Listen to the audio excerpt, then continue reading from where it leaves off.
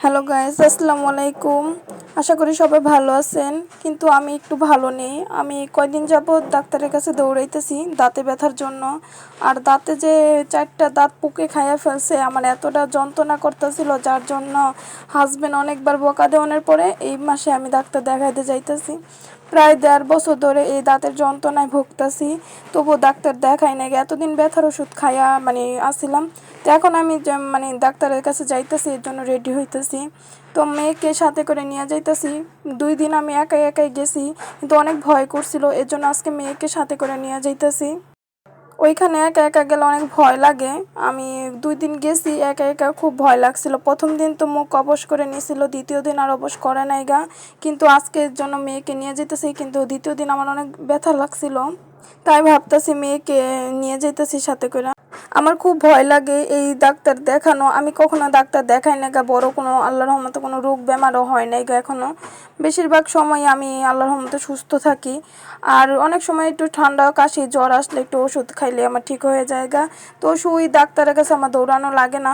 তো সবাই দোয়া করবেন জানি আমার শরীরটা ভালো থাকে। আর আমি যেহেতু ডাক্তারের কাছে যাই না, যতটুকু আমি ভয় পাই, তা আমার জানি কখনো যাওয়া না লাগে। সবাই দোয়া করবেন আমার জন্য। আর এই দাঁতে ব্যথার যন্ত্রণা যে মারাত্মক যন্ত্রণা, আমার মাথাটা মজকটা মনে হয় ছিঁড়া যায় যখন ব্যথাটা উঠে। যাদের এই মাথা ব্যথা বা দাঁতে ব্যথার থেকে যে মাথা ব্যথাটা শুরু হয়, যাদের আছে তারাই বুঝে যে কেমন লাগে।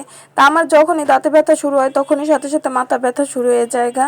তো মেয়েকে নিয়ে যাইতেছি, কারণ 2 দিন তো আমি একা একাই গেছি। আর আজকের লোক মেয়েকে আমি নিয়ে যেতেছি, কারণ সাথে কেই নাই গা। আর আমার সাথে কে কে যাবে, আমার কেই নাই গা বলতে।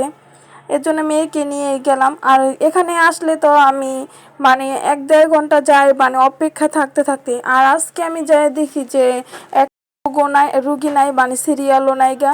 তো অনেক ভালো লাগছিল, যেহেতু আমি প্রথম আসছি। আর এরকম এখানে আসলে প্রতিদিনই দেখা যায় অনেক মানুষ আসে, 4-5 জন 6 জন 7 জনের পিছনে সিরিয়াল থাকে, এমনকি 2-3 ঘন্টা আমার অপেক্ষা বসে থাকতে থাকতে জায়গা। তো আজকে আমি একটু তাড়াতাড়ি আইসি, আর তাড়াতাড়ি আসার পরে দেখি প্রথমেই আমার সিরিয়াল। তো এর জন্য ভালো লাগতেছিল, বেশিক্ষণ সময় লাগে না গা। আধা ঘন্টার মধ্যে আমার কাজ করে আমি বাসায় চলে যেতে পারতেছি। তো সবাই দোয়া করবেন জানি আমার অবস্থাটা একটু ভালো হয়ে যায়। মুখের অবস্থাটা দেখতেই পারতেছেন, আমার গালটা ফুলে গেছে গা। তো ডাক্তারের কাছে থেকে বাসায় চলে আসলাম, আসার পরে আমার গালগুলি দেখতে পারতেছেন যে আমার গালগুলি কেমন ফুলে গেছে। আর আমারও অনেক, ওখানে গেলে আমার অনেক নার্ভাস লাগে, যে আমার কেমন ভয় ভয় লাগে। আর পাশে থাকার মতন কেই নাই গা, শুধু মেয়েকে নিয়ে যাই। আর এই প্রথমবারই আমি মেয়েকে নিয়ে গেলাম, কারণ কে যাইবো সাথে, এর জন্য চিন্তা করে। আর হাজব্যান্ড তো বিদেশ, কে আমার সাথে যাবে, এর জন্য মেয়েকে সাথে সাথে করে নিয়ে যেতেছি। মেয়েকে সাথে দেখলেও একটু ভয়টা একটু কমে। তো সবাই দোয়া করবেন আমার জন্য।